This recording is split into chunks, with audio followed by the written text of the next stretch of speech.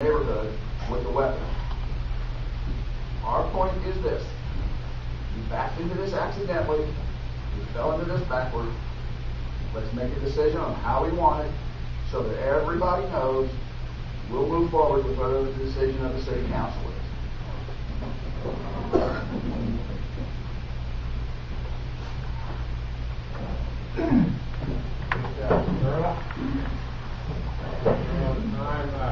I think when Earl's done, we'll have both. Have questions? Do you have questions come up? My name is Earl McIntosh. I'm a retired Marine, and I'm co-founder of Open Carry of Topeka. I'm representing citizens here of our community who wish to legally open carry firearms.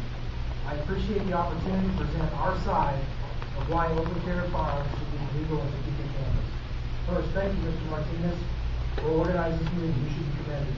I also want to recognize the council members in attendance. Your attendance shows your desire and dedication to make Topeka a better place.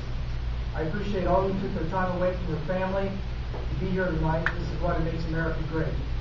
Some have asked why I have taken the lead in fighting for our Second Amendment rights. To be straightforward, I love my country and community and only want what's best. One thing is utmost important to me is individual liberties. We can never sacrifice our God-given rights listed in the Constitution for anyone. The only way to keep our community safe and strong is to protect those rights. One way is to exercise them, because if we don't, they'll be taken away. This discussion needs to take place. Before I get started, I'm going on record as that Chief of Police Miller, City Manager Bonaparte, and Attorney for the Police Smith are good people. I just adamantly disagree with them. Make no mistake, this debate is about banning open carry of guns, banning your rights and gun control of law-abiding citizens. I have just also learned that this ordinance also bans firearms in privately owned businesses. First, there's a case before the United States Supreme Court right now, McDonald v. Chicago. Arguments in the case are ongoing right now. If Mr. McDonald beats Chicago, predictions are gun restrictive laws all over the country are going to have to be rewritten and re-looked at. This case should be adjudicated by June 2010. That is just a few months away.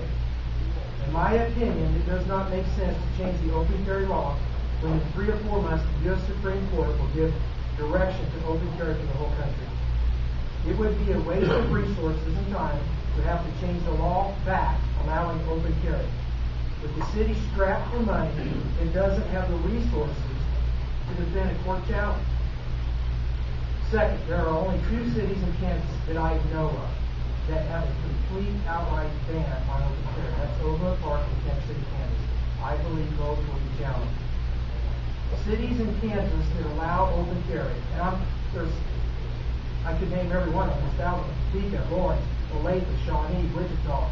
I'm in Kansas City, Missouri, our friendly neighbors, just go across the river.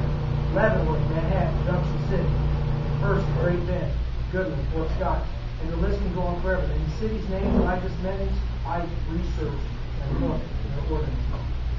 But the biggest question I have is if law-abiding citizens from those cities can open carry, why should we strip my rights here in Topeka from open carrying a firearm? If Topeka bans open carry, I also feel it would be discriminatory to poor people and the disabled. Poor people can't afford a concealed carry permit. Also, there is no provision. I'm going to repeat that. Poor people can't afford a concealed carry permit, and they have a right to defend themselves. Also, there is no provision in the concealed carry law for the disabled. The disabled are 10 times more likely to be victimized and assaulted than the normal population. Concealed carry is too restricted for the disabled. The Second Amendment to the U.S. Constitution says I have a right to bear arms. The 4th article of the Kansas Constitution says I have a right to bear arms. The Kansas open carry law says the law is very simple and clear: regulate, not ban. The city of Topeka has submitted a complete ban on open carry, and now also to include your own private business. Last Tuesday, the City Council had a work session about this very issue of open carry. The public was not allowed to address the council, but we were allowed to attend. Honestly, I was disappointed in last week's testimony. Instead of presenting facts, we were told stories of mass shootings and the possibility of more spree shootings if we allow open carry. Also, complete inaccurate information was quoted to the council as fact. I will address a few of the following statements that were made that evening. First, they talked about a shooting rampage that left 6 people dead in the council meeting in Topeka, Missouri. The murderer who committed the crime left a note to his family, so he already knew he was going to go kill people. Outside the building was an armed guard as security. The murderer illegally concealed carry to where the officer was standing, shot him in the head, killing him. Then he took the officer's gun and ran in, shooting as fast as he could.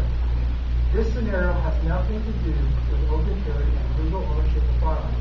It is a cheap scare tactic. It was reported that it was illegal to transport loaded firearms in a motor vehicle, but legal to carry the same gun loaded on the streets of downtown Topeka. I don't think that's correct. We can't find anything that says that law-abiding citizens can't carry a firearm openly in their vehicles. State law says you can't. Now, a city can regulate that, but they can't make it more restrictive than the state law. Next, it was conveyed that police officers are placed in a difficult dilemma when they observe a person open carrying a firearm, and that stopping a person without reasonable suspicion could be a violation of the person's constitutional right and subject to the officer in the city to civil liability. This implies that officers will not be able to investigate gun carriers who look suspicious and out of place. That's not true. Even when reasonable, articulable suspicion of a crime is not present, police are free to circulate in our city and engage anyone they choose in consensual encounters. Such encounters quickly provide the officers with information either to detain the person or that there is no need to be concerned. Ask the rank and file police officers. This is what they do every day while fighting crime without violating our Fourth Amendment. Next, while it is illegal for a licensed, trained, concealed carry permit holder who has passed a background check to enter a bar or business that is properly posted, it is illegal for a drunk, angry person to enter the same bar with a loaded shotgun. This statement is a play on words. House Bill 2528 that deals with concealed carry. Anybody who has a concealed carry license can legally carry in a business that serves alcohol unless posted with a no gun sign. Open carry of a firearm in places that serve alcohol, such as bars and restaurants, has never been illegal. Currently, 41 states allow open carry in restaurants and places that serve alcohol. This is an exaggeration. Police officers cannot detain people if officers have reasonable suspicion